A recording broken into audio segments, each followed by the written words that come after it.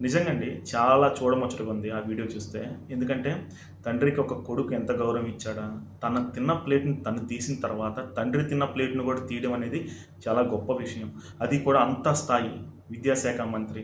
ఆళ్ళు చిటికేస్తే వచ్చి తీసి ఎళ్ళేవాళ్ళు చాలామందున్నారు. అయినా సరే ఆయన ఆ ప్లేట్ తీయడం వల్ల వాళ్ళ తండ్రి అయిన చంద్రబాబు నాయుడు గారికి ఎంత గౌరవం ఇచ్చారా అని చెప్పి ఆ ఒక్క విషయంలోనే మనకు అర్థమవుతుంది. ఇక్కడ మన జగన్మోహన్ రెడ్డి గారిని గనక చూస్తే అసలు కంపారిజన్ చేయకూడదు. కానీ చెయ్యాలి. ఎందుకంటే ప్రస్తుతం బాధ్యత గల ఆంధ్రప్రదేశ్ యువత లోకేష్ గురించి, జగన్మోహన్ రెడ్డి గురించి తెలుసుకోవాలి. తెలుసుకుంటేనే కదా రేపు ఫ్యూచర్ లీడర్ ఎవరా అని చెప్పి నిర్ణయించేది. మన జగన్మోహన్ రెడ్డి గారు తెలిసిన విషయమే.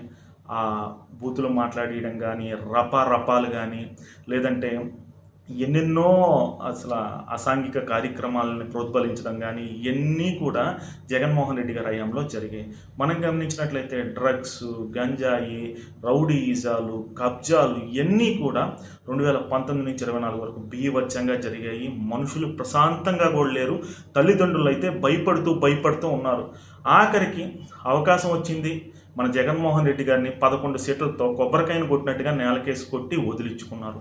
ప్రస్తుతం కూటమి ప్రభుత్వం అయితే వచ్చింది. చాలా ప్రశాంతంగా ఉంది. లా అండ్ ఆర్డర్ కంట్రోల్లో ఉంది. ఒక పక్క సంక్షేమం జరుగుతుంది. ఒక పక్క అభివృద్ధి జరుగుతుంది. అప్పట్లో జగన్మోహన్ రెడ్డి 2, 3 సంక్షేమాలు ఇచ్చేవాడు. బట్ అభివృద్ధిని మట్టుకు గాలికి వదిలేశాడు. ఇక్కడ ఈ ప్రభుత్వంలో ఏంటంటే రెండూ ఒకేసారి జరుగుతుంది.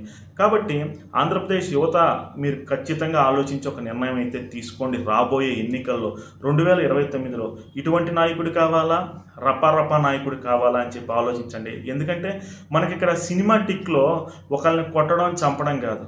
మనకు కావాల్సింది మన రాష్ట్రం, మనం బాగుండడం. కాబట్టి ఏ నాయకుడు బెస్టో కామెంట్ చేయండి.